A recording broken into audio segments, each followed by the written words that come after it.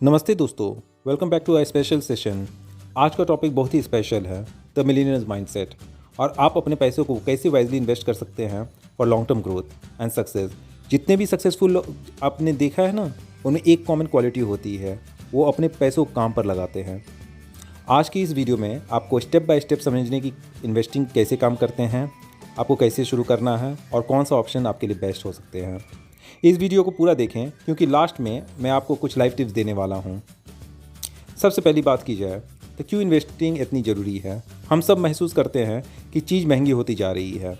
10 साल पहले जो चीज़ आप लोग लेते थे 50 रुपये में, आज के दिन में वो आपको 150 रुपये हो गई है।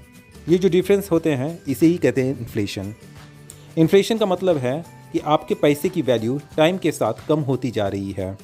अगर आप सिर्फ अपने पैसों को बैंक में रखते हैं तो इन्फ्लेशन आपका पैसा चुपके से खा रहा है। आपको लगता है कि आपका पैसा सेफ है, लेकिन असल में आपको पैसा घाटा जा रहा है।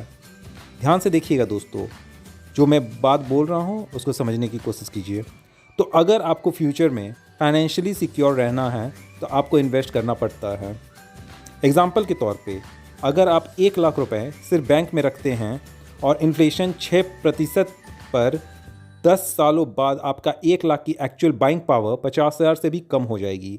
लेकिन अगर आप यही पैसा वाइजली इन्वेस्ट करते हैं, इन्वेस्ट का मतलब हुआ निवेश करना, तो ये ग्रो होके 2 लाख 3 लाख तक पहुंच सकता है।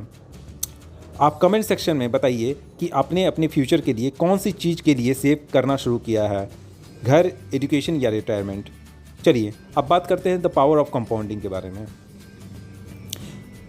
चलिए अब बात करते हैं इन्वेस्टिंग का सबसे powerful concept, compounding. Compounding simple है। जब आपके पैसा कमाने लगता है, आप जितनी जल्दी शुरू करते हैं उतना आपको ज़्यादा फ़ायदा मिलता है।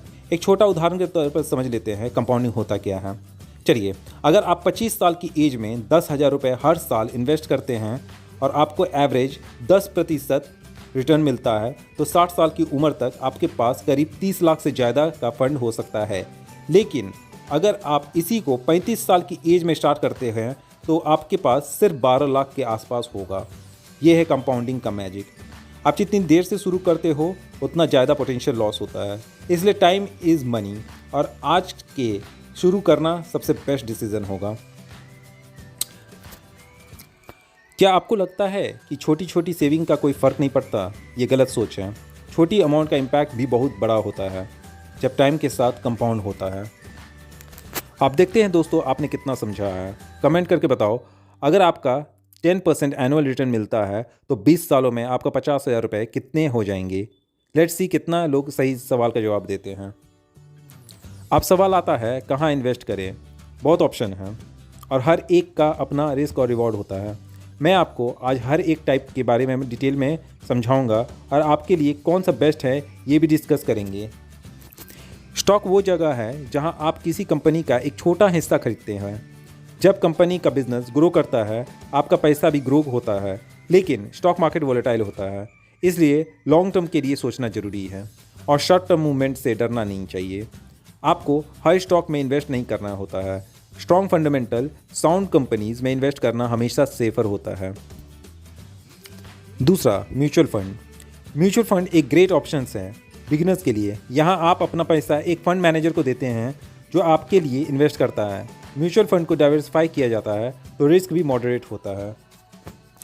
एसआईपी के थ्रू भी आप इन्वेस्ट कर सकते हैं म्यूचुअल फंड में। अगर आप डिसिप्लिन हो तो एसआईपी के थ्रू आप छोटी छोटी अमाउंट कर महीने इन्वेस्ट कर सकते हो और टाइम के साथ वो ग्रो होता है। तीसरा, real estate. Real estate long term wealth generation का एक सॉलिड ऑप्शन है। आप प्रॉपर्टी खरीद के उसे रेंट कमा सकते हो या उसकी वैल्यू बढ़ाने के इंतजार कर सकते हो, लेकिन इसमें लिक्विडिटी कम होती है, मतलब आप तुरंत पैसा नहीं निकाल सकते। चौथा अब आता है बॉन्ड्स और गोल्ड जैसे ऑप्शन। कंजर्वेटिव इन्वेस्टर्स के लिए अच्छा है। बॉन्ड्स आपको फिक्स्ड इंटरेस्ट देती है और गोल्ड हिस्टोरिकली एक सेफ हेवन एसेट माना जाता है। और दूसरी बात दोस्तों, गोल्ड का इतिहास आप देख लीजिएगा। ये सोना जिसके पास है उसका रेट हमेशा ऊपर गया है, ठीक है। आप अगर देखा जाए आज से 10 साल 20 साल पहले जो गोल्ड मिलता था, आज का डेट में देखिए उसका वैल्यू कितना है। तो दोस्तों अब बात करते हैं रिस्क मैनेजमेंट इन इन्वेस्टिंग।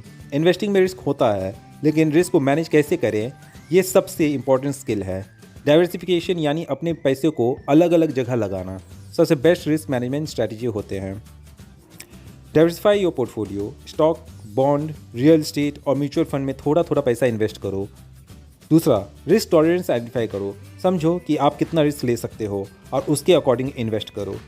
तीसरा, लॉन्ग टर्म इन्वेस्टमेंट का विजन रखिए, मार्केट के शॉर्ट टर्म मूवमेंट से डरना नहीं है चाहिए क्योंकि लॉन्ग टर्म में मार्केट ग्रो होते हैं।